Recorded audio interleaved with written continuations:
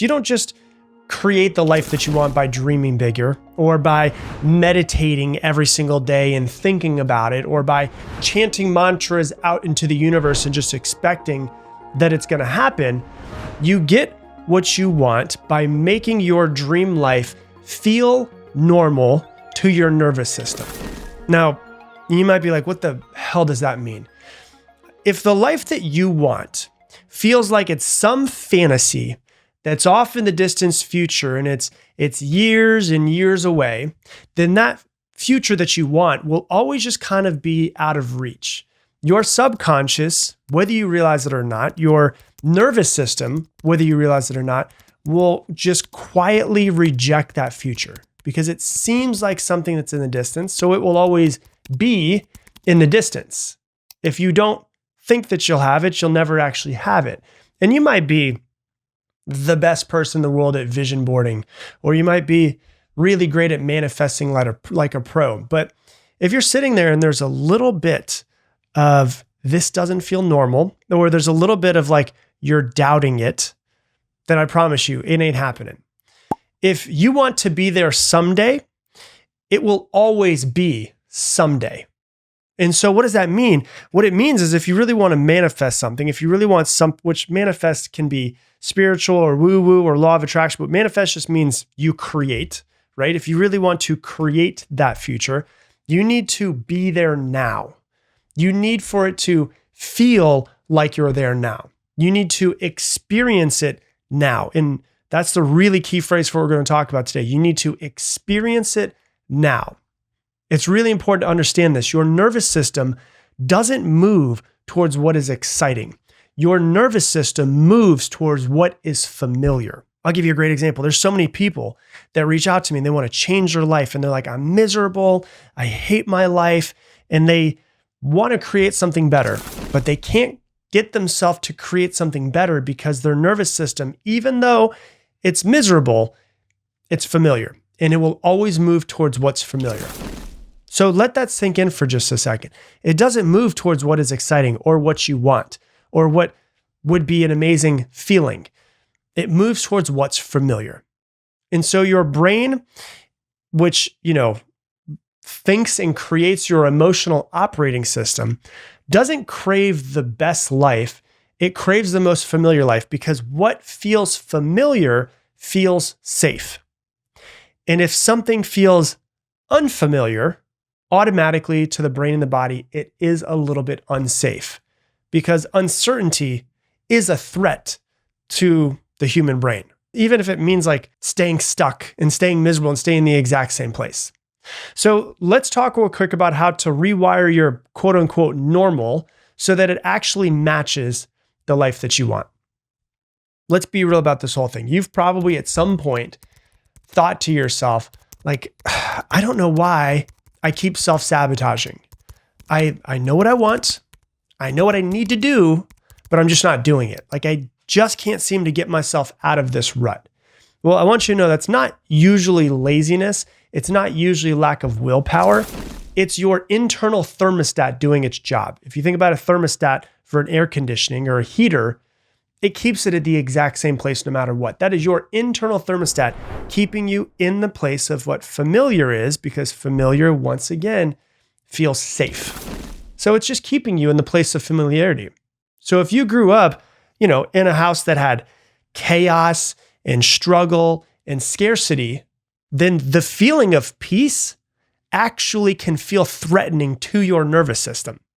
Like you can even consciously want to feel peaceful, but it feels really unfamiliar, and that means unsafe to the nervous system. This is why people almost always get into relationships with people that mirror the traumas from their parents in childhood, because even if they don't want those traumas again, it feels familiar to the nervous system. And this is really important to understand when we talk about manifesting things. If you've dated people who are emotionally unavailable, then real love might feel boring or even wrong to you, right? So you have to understand your brain and nervous system are wired for normal, not thriving. And I'll give you a real quick example. Maybe hopefully you've been in this situation before, but I've been in this situation before where I had friends who had parents that had a good amount of money, and you walk in to a nice house, maybe even a mansion, and you're like, oh my God, this is amazing. And you're like blown away by the house and everything that they have and all of their toys. And, maybe as a kid, you knew someone like this, or maybe as an adult, you've been into a friend's house that has a really nice house and they got the pool in the backyard and everything that you've ever wanted. But I remember as a kid, you're blown away the first couple of times you go over. And then if you're go over and over and over again, after visiting 5, 6, 10 times, it's still really nice. It's still amazing, but it doesn't shock you anymore. It doesn't shock the nervous system.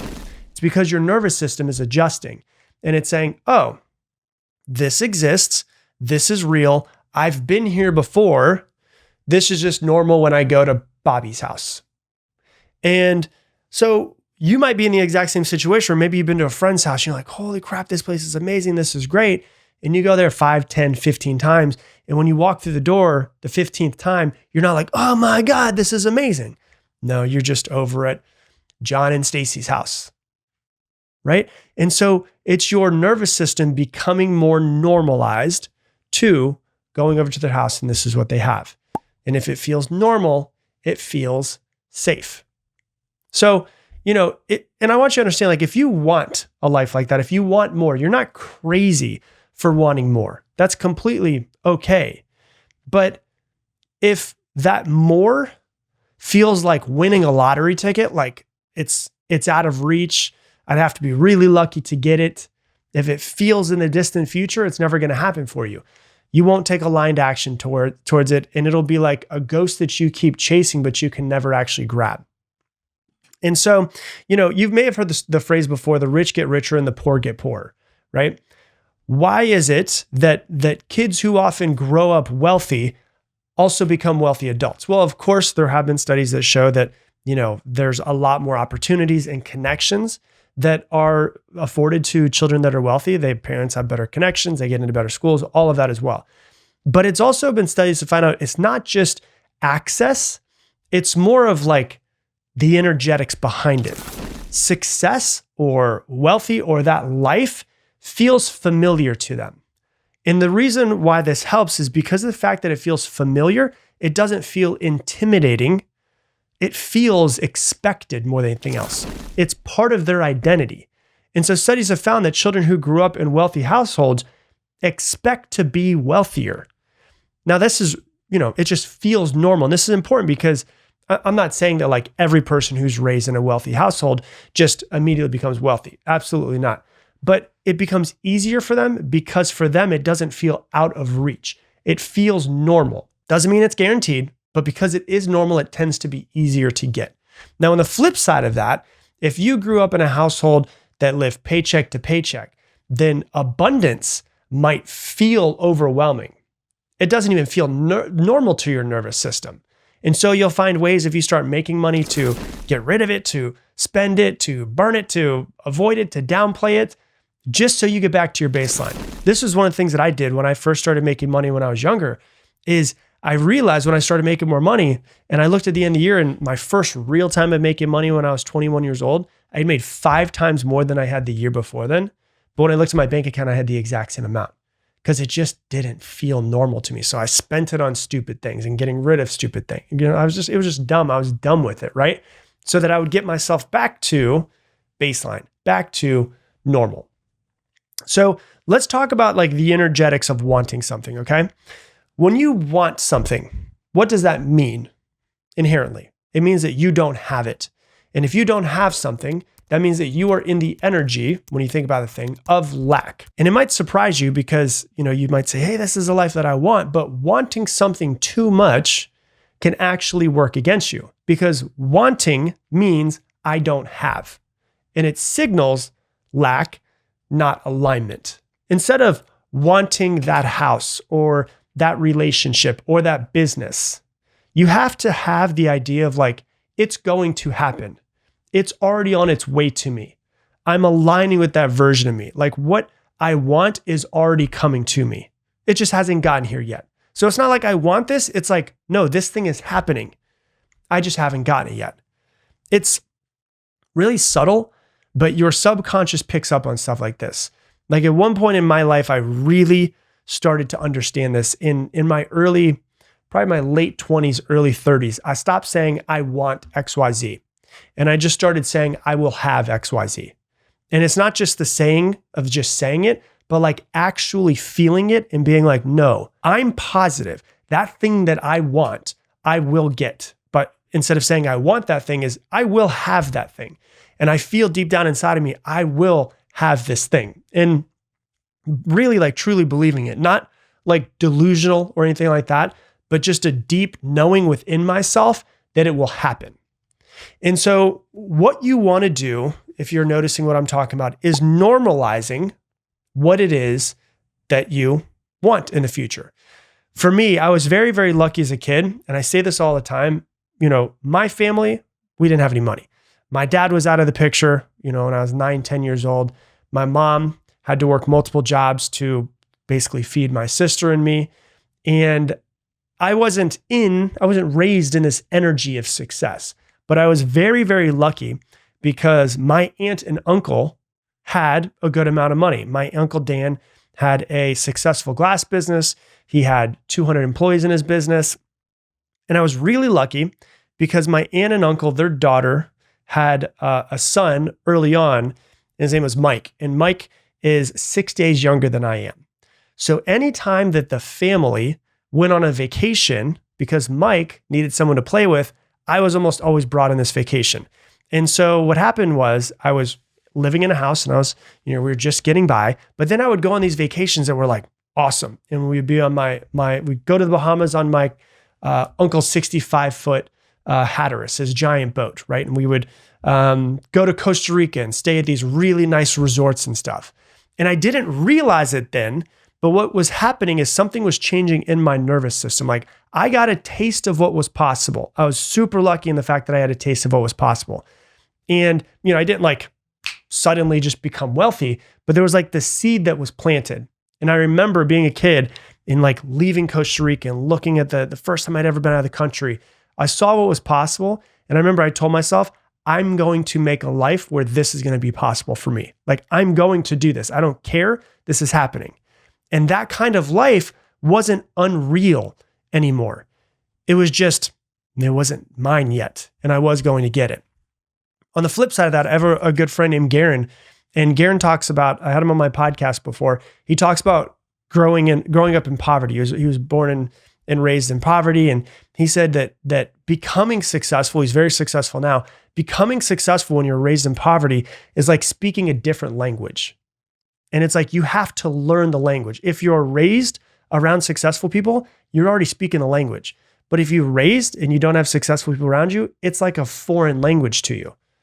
Now, think about this. How do you learn a language best? You have to immerse yourself in that language in a new country.